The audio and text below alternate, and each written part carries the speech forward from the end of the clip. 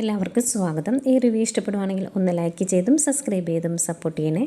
അങ്ങനെ ആദർശം അനിയും ഒക്കെ വരുന്ന സൗണ്ട്, വണ്ടി വരുന്ന സൗണ്ട് കേൾക്കുന്നതേ പുറത്തേക്ക് ആകാംക്ഷയോടെ ഓടി വരുന്നുണ്ട്. നയനയും കനകയും ഒക്കെ അവനെ കാണുമ്പം ഒരാശ്വാസം. അകത്ത് കയറി വരുന്നതേ നയന ഓടി വന്ന് നന്ദുവിനെ കെട്ടിപ്പിടിക്കും. എന്നിട്ട് എന്താ പറ്റിയ മോളെ, എന്താ സംഭവിച്ചത് എന്ന് ചോദിക്കും. അന്നേരം ആദർശ് പറയുന്നുണ്ട്, വലിയൊരു അപകടത്തിൽ നിന്ന് രക്ഷിച്ചുകൊണ്ട് വരുവാണ്. നന്ദുവിനെ കുറേ ഗുണ്ടുകൾ ചേർന്ന് തട്ടിക്കൊണ്ടു പോയായിരുന്നു, അവിടുന്നാണ് ഞങ്ങൾ രക്ഷിച്ചുകൊണ്ട് വരുന്നത് എന്ന് ആദർശ് പറയും. അന്നേരം അനി പറയുന്നുണ്ട്, തലയ്ക്ക് അടി കിട്ടി ബോധം പോയപ്പോഴാണ് നന്ദുവിനെയും കൊണ്ട് അവന്മാർ പോയത്. അതുകൊണ്ട് തിരിച്ചു വന്ന വഴിക്ക് ഞങ്ങൾ ഹോസ്പിറ്റലിൽ കാണിച്ചിട്ടുണ്ട്. വേറെ വലിയ പ്രശ്നങ്ങളൊന്നുമില്ല, വേദന മാറാനുള്ള ഓയിൽമെൻറ്റും കൊടുത്തിട്ടുണ്ട് എന്ന് പറയും. എന്നിട്ട് അനി പറയുന്നുണ്ട്, ഇത് ചെയ്തതും എൻ്റെ ഭാര്യയും അവരുടെ വീട്ടുകാരും ആകാനാണ് സാധ്യത. കഴിഞ്ഞ ദിവസം നന്ദു ഇവിടെ വന്നപ്പം അവളെ ചവിട്ടി കൂട്ടിയില്ലേ, അത് അവൾക്ക് ഇഷ്ടപ്പെട്ടില്ല, അതിനുള്ള പ്രതികാരം വീട്ടിയതായിരിക്കും എന്ന് പറയുമ്പം നയന പറയുന്നുണ്ട്, അങ്ങനെയൊന്നും ആയിരിക്കില്ല അനി, ഇവൾക്ക് ഒരുപാട് ശത്രുക്കളൊക്കെ ഉണ്ട്, ഇവളുടെ പല സ്ഥലത്തും അടിയുണ്ടാക്കാൻ പോയിട്ടുണ്ട്, അവരാരേലും തിരിച്ച് ചെയ്തതായിരിക്കും എന്ന് പറയുക കേട്ടോ. അന്നേരം കനക അതിനെ സപ്പോർട്ട് ചെയ്യും. എനിക്ക് അനാമികയോട് കൂടുതൽ വൈരാഗ്യം തോന്നാതിരിക്കാനാണ് അവരത് പറയുന്നത്. പക്ഷെ ആദർശ് പറയുന്നുണ്ട്, അങ്ങനെയല്ല, അവൻ പറഞ്ഞതിലും കാര്യമുണ്ട്, അനാമികയും അവളുടെ അച്ഛനും ഒന്നും നമ്മൾ കരുതുന്ന പോലത്തെ ആൾക്കാരല്ല, അതുപോലെ ഒരു രീതിയും അല്ല അവരുടേത് എന്ന് പറയും. അന്നേരത്തേക്കും നയന പറയുന്നുണ്ട്, അവളുടെ സ്വഭാവം അങ്ങനെയൊക്കെ ആണെങ്കിലും നീയാണ് അവളെ സ്നേഹിച്ച് മാറ്റിയെടുക്കേണ്ടതെന്ന്. അന്നേരം ആദർശം പറയുന്നുണ്ട് കേട്ടോ, നീ അവളെ സ്നേഹിക്കണം, അവളുടെ സ്വഭാവം മാറ്റിയെടുക്കാൻ ശ്രമിക്കണം എന്നൊക്കെ പറയുവാണ്. അന്നേരം അനി ചോദിക്കുന്നുണ്ട്, അതെങ്ങനെയാണ് ഞാൻ അങ്ങനെ ചെയ്യുന്നത്? ചെകുത്താൻ്റെ മനസ്സുമായിട്ടിരിക്കുന്ന ഒരാളെ എങ്ങനെ പോയി സ്നേഹിക്കാനാ? അതൊന്നും ഒരിക്കലും നടക്കുന്ന കാര്യമല്ല. പിന്നെ എല്ലാവരും കൂടി എന്നെ ഒരു റിസ്ക് ഏറ്റെടുപ്പിക്കുവാണ്, ഒരിക്കലും നന്നാവില്ല എന്നറിയാവുന്ന ഒരു ജീവിതമാണ് എൻ്റേത്, എന്നിട്ട് ഞാൻ ഇനി അവളെ സഹിക്കണം എന്നൊക്കെ പറഞ്ഞിട്ട് ദേഷ്യപ്പെട്ട് അനി പുറത്തേക്ക് പോകാട്ടോ. അന്നേരം നയന ആദർശനോട് പറയുന്നുണ്ട്, അനിയനെ ഇനി ചൂട് പിടിപ്പിക്കേണ്ട ആദർശേട്ടാ എന്ന് പറയും. അന്നേരം ഞാൻ അവനെ സപ്പോർട്ട് ചെയ്യുന്നൊന്നുമില്ല, സപ്പോർട്ട് ചെയ്തിട്ടുണ്ടെങ്കിൽ അന്നേരം ഒരു ഡിവോഴ്സ് നടക്കും, ആ അവസ്ഥയിലാണ് അവരുടെ ജീവിതം മുന്നോട്ട് പോകുന്നത്. ഇനിയിപ്പം പറഞ്ഞിട്ട് കാര്യമില്ല, എങ്കിലും പറയുവാണ്, അനിയുടെയും നന്ദുവിൻ്റെയും കാര്യം അറിഞ്ഞപ്പോൾ നിങ്ങളത് എന്നെ അറിയിക്കണമായിരുന്നു, ചെയ്തില്ല. അനിയുടെയും നന്ദുവിൻ്റെയും വിവാഹം നടന്നില്ല എങ്കിൽ പോലും അനിയുടെ ജീവിതത്തിലേക്ക് അനാമിക വരില്ലായിരുന്നു. ഇനിയിപ്പം പറഞ്ഞിട്ട് കാര്യമില്ലല്ലോ, മനസ്സുകൊണ്ട് നല്ല വിഷമമുണ്ട് എന്ന് പറഞ്ഞിട്ട് ആദർശ് പുറത്തേക്ക് പോകും. അവരങ്ങ് പോയി കഴിയുമ്പോഴത്തേക്ക് നയന വാ മോളെ എന്ന് പറഞ്ഞ് നന്ദുവിനെ വിളിച്ചുകൊണ്ട് അകത്തോട്ട് പോകട്ടോ. അന്നേരം കനക വളരെ വിഷമത്തോടെ ഗോവിന്ദനോട് പറയുവാണ്, ഇനിയിപ്പം ജോത്സ്യൻ പറഞ്ഞ പോലെയൊക്കെ നടക്കുമോ ഗോവിന്ദേട്ടാന്ന്. അന്നേരം ഗോവിന്ദൻ പറയുന്നുണ്ട്, അങ്ങനെ നടക്കാൻ വേണ്ടി നമ്മൾ പ്രയത്നിക്കേണ്ട എന്ന് പറയുമ്പം അതല്ലെന്നേ, ജോത്സ്യൻ അത്രയും ഉറപ്പിച്ച് പറഞ്ഞു, സ്നേഹിച്ച പുരുഷന് വിവാഹം കഴിഞ്ഞാലും അവൻ കറങ്ങി തിരിഞ്ഞ് നന്ദുവിൻ്റെ ജീവിതത്തിൽ തന്നെ എത്തുമെന്ന്, അതാ എനിക്ക് പേടിയെന്ന് പറയുമ്പം ഗോവിന്ദൻ പറയും, അതിനുള്ള ഒരവസരവും നമ്മളായിട്ട് ഉണ്ടാക്കണ്ട എന്ന്. പിന്നെ കാണിക്കുന്ന അനാമികയുടെ ദേഷ്യപ്രകടനമാണ്. അനാമികയ്ക്ക് സഹിക്കാൻ പറ്റുന്നില്ല അനിയും നന്ദോട് ഒരുമിച്ചിരിക്കുന്ന ആ കാഴ്ച. അവൾ പറയുന്നുണ്ട്, എൻ്റെ മനസ്സിൽ നിന്ന് ആ കാഴ്ച അങ്ങ് പോകുന്നില്ല, എൻ്റെ ദേഷ്യം എനിക്ക് അടക്കാൻ പറ്റുന്നില്ല, അച്ഛന് നേരത്തെ പോലത്തെ കഴിവൊന്നുമില്ല, അച്ഛനെ കൊണ്ട് ഇനി ഒരു കാര്യവും നടക്കുകയില്ല, ഇങ്ങനെ ഒരു കഴിവ് കേട്ട അച്ഛൻ എന്നൊക്കെ ഇങ്ങനെ പറയുക. അന്നേരം വേണു പറയുന്നുണ്ട്, മോളെ അവന്മാർ നല്ല പേര് കേട്ട ഗുണ്ടകളാണ്, എന്നിട്ടാണ് ഇതുപോലത്തെ പരിപാടി കാണിച്ചതെന്ന് പറയുമ്പം അവന്മാർ ഇതുപോലെ എല്ലാവരും പറ്റിച്ച് തന്നെയായിരിക്കും ഇതുപോലെയുള്ള കാര്യങ്ങളൊക്കെ ചെയ്ത് പേരെടുത്തത്, അച്ഛനത് അറിയാൻ മേലാഞ്ഞിട്ടായിരിക്കും എന്ന് പറയും. എന്നിട്ട് അതിൻ്റെ കൂടെ പറയുന്നുണ്ട്, ഇതിപ്പം ചെയ്തത് ഞാനായിരിക്കുമെന്ന് തന്നെയായിരിക്കും അവളുടെയും ചേച്ചിമാരുടെയും ഒക്കെ മനസ്സിൽ, അതുകൊണ്ട് തന്നെ ഇതറിയുന്ന എല്ലാവരും, അവളെ സ്നേഹിക്കുന്ന എല്ലാവരും ഇനിയും എന്നെ വെറുക്കത്തേ ഉള്ളൂ, ഇനിയിപ്പോൾ അനന്തപുരിയിലേക്ക് പോകുന്ന കാര്യം എങ്ങനെയാണെന്ന് അറിയത്തില്ല എന്നൊക്കെ പറയും കേട്ടോ. അന്നേരം വേണു പറയാ, മോളെ നീ അങ്ങനെ പോയാലും ഇനി അവളുടെ മുമ്പിൽ ശരിക്കും പോയി നിൽക്കുകയൊന്നും വേണ്ട, ചിലപ്പോൾ അവൾ നിന്നെ ഇനി ഇത് മനസ്സിൽ വെച്ച് തല്ലുമെന്ന് പറയും.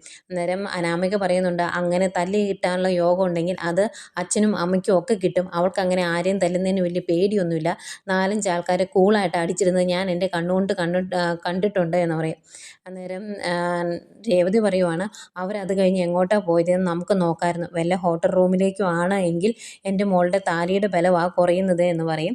അന്നേരം അനാമിക പറയുന്നുണ്ട്, അല്ലെങ്കിലും ഈ താലിക്ക് വലിയ ബലമൊന്നുമില്ല, അവൻ്റെ കൂടെ ആ റൂമിൽ കഴിയുന്നു എന്ന് മാത്രമേ ഉള്ളൂ, ഇങ്ങനെയൊരു ഭാര്യ ആ റൂമിലുണ്ടെന്ന് പോലും അവൻ ശ്രദ്ധിക്കാറില്ല, പിന്നെയാണോ എന്നിങ്ങനെ ദേഷ്യപ്പെട്ട് പറയൂ കേട്ടോ. അന്നേരം വേണുവിനും ഒരിത്തിരി വിഷമമൊക്കെ ആവുന്നുണ്ട്.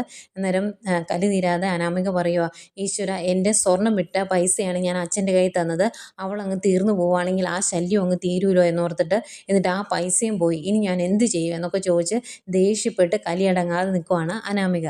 പിന്നെ കാണിക്കുന്നത് നമ്മുടെ ദേവയാനിയാണ്. ദേവയാനിക്ക് നയനയാണോ കരൾ തന്നത് എന്നുള്ള സംശയം മാറിയിട്ടില്ല.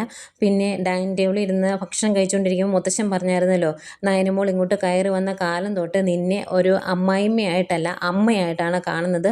അതുകൊണ്ട് തന്നെ നിനക്കൊരാവശ്യം വന്നാൽ സഹായിക്കാനുള്ള മനസ്സും അവൾക്കുണ്ട്. അവളത് ചെയ്തിരിക്കുമെന്ന് പറഞ്ഞല്ലോ. അതിങ്ങനെ മനസ്സിൽ കിടന്ന് ഇങ്ങനെ പിന്നെയും പിന്നെയും ഓർത്തെടുക്കുവാണ്. അതിനെപ്പറ്റി ചിന്തിച്ചുകൊണ്ടിരിക്കുമ്പം അങ്ങോട്ട് ആദർശ് വരും. എന്നിട്ട് ആദർശ് പറയുന്നുണ്ട്, അമ്മ ആത്മാഭിമാനം എന്ന് പറയുന്ന സാധനം എല്ലാവർക്കും ഉണ്ട് എന്നുള്ള കാര്യം നമ്മൾ മറന്നു പോകരുത് എന്ന് പറയും.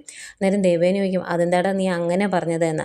അന്നേരം ആദർശ് പറയുന്നുണ്ട്, അമ്മ ഒന്ന് അവളെ വിളിക്കുവാണെങ്കിൽ ഞാൻ പോയി അവളെ കൂട്ടിക്കൊണ്ട് വന്നേനെ, അമ്മയ്ക്ക് അവളെ വിളിക്കാൻ ബുദ്ധിമുട്ടുണ്ടോ എന്ന് ചോദിക്കും. അന്നേരം ദേവേനി പറയുന്നുണ്ട്, അങ്ങനെ ഒരു കാര്യം നടക്കുകയില്ല എന്ന് ഞാൻ നിന്നോട് നേരത്തെ പറഞ്ഞായിരുന്നല്ലോ, പിന്നെ എന്തിനാ നീ ഇതൊക്കെ എന്നോട് വന്ന് പറയുന്നത് എന്ന് ചോദിക്കും. അന്നേരം ആദർശ് പറയുന്നുണ്ട്, നയന എന്ത് തെറ്റ് ചെയ്തിട്ടാമേ അവൾ ഇങ്ങോട്ട് വരാൻ ആഗ്രഹിക്കുന്നുണ്ട്, അമ്മയെ ഒന്ന് വിളിച്ചാൽ മതി. അത് അമ്മ ചെയ്യുന്നില്ലെങ്കിൽ ചെയ്യേണ്ട കാര്യം ചെയ്യേണ്ട സമയത്ത് ചെയ്തില്ലെങ്കിൽ പിന്നെ ദുഃഖിച്ചിട്ട് കാര്യമില്ല കേട്ടോ എന്നൂടെ പറയും.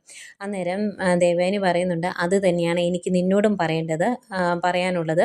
ചെയ്യേണ്ട കാര്യം അതാത് സമയത്ത് ചെയ്യണം. നിനക്കൊരു ചെക്ക് ഞാൻ തന്നില്ലേ, എന്തുകൊണ്ട് ചെക്ക് ആ കുട്ടിക്ക് കൊടുത്തില്ല, അവർ ആ പൈസ എന്തുകൊണ്ടാണ് എടുക്കാത്തത് എന്ന് ചോദിക്കും. അന്നേരം ആദർശ് പറയും, അവർക്കതിന് താല്പര്യമില്ലാത്തത് കൊണ്ടാണ്. അന്നേരം ദേവയാനി പറയുന്നുണ്ട്, അവർക്ക് താല്പര്യമില്ലെങ്കിൽ അവരുടെ അക്കൗണ്ട് നമ്പർ മേടിച്ച് അവരുടെ അക്കൗണ്ടിൽ ഇട്ട് കൊടുക്കണം എന്ന് ഞാൻ പറഞ്ഞതാണ്, അത് നീ ചെയ്തില്ലല്ലോ എന്നിങ്ങനെ ചോദിക്കുമ്പം ആദർശ് പറയും, അമ്മ അവർക്ക് ആവശ്യമില്ലാഞ്ഞിട്ടാണ്, ഞാൻ എന്ത് ചെയ്യാനാ എന്നിങ്ങനെ ചോദിക്കും. അന്നേരം പറയും, എങ്കിലും എനിക്ക് ആ പെൺകുട്ടിയെ കാണണം, അതിന് യാതൊരു സംശയമില്ല, എനിക്ക് കണ്ടേ പറ്റുള്ളൂ എന്ന് തന്നെ പറയും. അന്നേരം പെട്ടെന്ന് ആദർശ് പറയും, അവർ ഈ നാട്ടിലില്ലമ്മേ, അതുകൊണ്ടാണ്. അന്നേരം ദേവയാനി പറയുന്നുണ്ട്, ഇപ്പം നാട്ടിലില്ലെങ്കിലും പിന്നെ വരുമല്ലോ, ഏതായാലും എനിക്ക് ആ പെൺകുട്ടിയെ കണ്ടേ പറ്റുള്ളൂ, അതിന് യാതൊരു മാറ്റവും ഇല്ല. എനിക്ക് ആ പെൺകുട്ടിയെ കാണണം എന്ന് പറയുമ്പോൾ നിങ്ങളൊക്കെ എന്തിനാണ് ഇങ്ങനെ കിടന്ന് ഉരുണ്ട് കളിക്കുന്നത്? ഞാൻ ആ പെൺകുട്ടിയെ കണ്ടു എന്നോർത്ത് എന്ത് സംഭവിക്കാനാണ്? എൻ്റെ മനസ്സിൻ്റെ സന്തോഷമാണ് മുഖ്യ പ്രധാനം എന്ന് ഡോക്ടർ നിങ്ങളോട് പറഞ്ഞതല്ലേ. എനിക്കിപ്പം നിൻ്റെ ഭാര്യയെ കാണുന്നതല്ല സന്തോഷം, എനിക്ക് കരൾ തന്ന ആ പെൺകുട്ടിയെ കാണുന്നതാണ്. അതുകൊണ്ട് തന്നെ എനിക്ക് ആ പെൺകൊച്ചിനെ കണ്ടേ പറ്റുള്ളൂ. നിനക്ക് ആ പെൺകുട്ടിയെ ഒന്ന് കാണിച്ചു തരുന്നതിന് എന്തെങ്കിലും ബുദ്ധിമുട്ടുണ്ടോ എന്ന് ചോദിക്കും. അന്നേരം ആദർശ, എന്ത് ബുദ്ധിമുട്ട് അമ്മ, അവരിവിടെ ഇല്ലാത്തത് കൊണ്ടല്ലേ എന്ന് ചോദിക്കും. അന്നേരം ദേവയാനി പറയും, എങ്കിലൊരു കാര്യം ചെയ്യും, നീ ആ പെൺകുട്ടിയുടെ ഭർത്താവിനെ ഒന്ന് വിളിച്ചേ, എന്നിട്ട് എൻ്റെ കയ്യിൽ താന്ന് പറയും. അന്നേരം ആദർശ് ഇങ്ങനെ പരിങ്ങി നിൽക്കുവാണേ. അന്നേരം ദേവേനി ചോദിക്കും, എന്താണ് നിനക്ക് വിളിക്കാൻ എന്തെങ്കിലും ബുദ്ധിമുട്ടുണ്ടോ എന്ന് ചോദിക്കുമ്പോൾ, ഒരു ബുദ്ധിമുട്ടും ഇല്ല എന്ന് പറയും. എന്നിട്ട് ഫോൺ എടുത്തിട്ട് ആദർശ് ഓർക്കുക, ഈശ്വരൻ ഞാൻ ഇങ്ങനെ എന്നെ തന്നെ വിളിക്കുന്നത് എന്നിങ്ങനെ ഓർത്തിട്ട് ഇങ്ങനെ ഫോൺ വിളിക്കുന്ന പോലെ കാണിക്കും. എന്നിട്ട് അമ്മേ ഫോൺ കിട്ടുന്നില്ല കേട്ടോ, ഔട്ട് ഓഫ് കവറേജ് ആണെന്നാണ് പറയുന്നതെന്ന് പറയുമ്പോൾ, ഇനി എല്ലാ കാലവും ആ ഫോൺ ഔട്ട് ഓഫ് കവറേജ് തന്നെ ആയിരിക്കുമോടാ എന്നിങ്ങനെ ഒരർത്ഥം വെച്ച് ചോദിക്കുവാണ്. അന്നേരം അങ്ങനെയൊന്നുമല്ല, ഇപ്പം കിട്ടുന്നില്ലെന്നല്ലമ്മേ പറഞ്ഞോളൂ എന്ന് പറഞ്ഞിട്ട് ആദർശ് പയ്യെ പെട്ടെന്ന് അവിടെ നിന്ന് മുങ്ങും. അന്നേരം ദേവേനി മനസ്സിലോർക്കുവാണ്, ഇതിനിടയ്ക്ക് എന്തോ സംഭവിച്ചിട്ടുണ്ട്, അതെന്താണെന്ന് ഞാൻ ഉറപ്പായിട്ടും കണ്ടുപിടിക്കും, എൻ്റെ സംശയം ഞാൻ മാറ്റും എന്നൊരു ഉറച്ച തീരുമാനത്തോടെ നിൽക്കുന്ന ദേവയാനിയെ കാണിക്കുന്നുണ്ട്.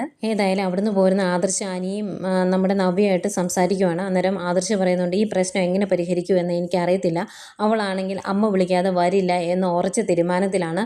അതൊരു ചെറിയ വാശിയൊന്നുമല്ല, അമ്മയോട് പറഞ്ഞിട്ട് അമ്മ അവളെ വിളിക്കില്ല എന്ന ഒരു തീരുമാനത്തിലാണ് അമ്മയും. ഇനിയിപ്പോൾ ഇതിൻ്റെ ഇടയ്ക്ക് കിടന്ന് ഞാൻ എന്ത് ചെയ്യുമെന്ന് അറിയത്തില്ല എന്നൊക്കെ പറയുമ്പം അനി ചോദിക്കുന്നുണ്ട്, ഇനിയിപ്പം ലാസ്റ്റ് നമ്മൾ സത്യം പറയേണ്ടി വരുമോ ഏട്ടാന്ന്.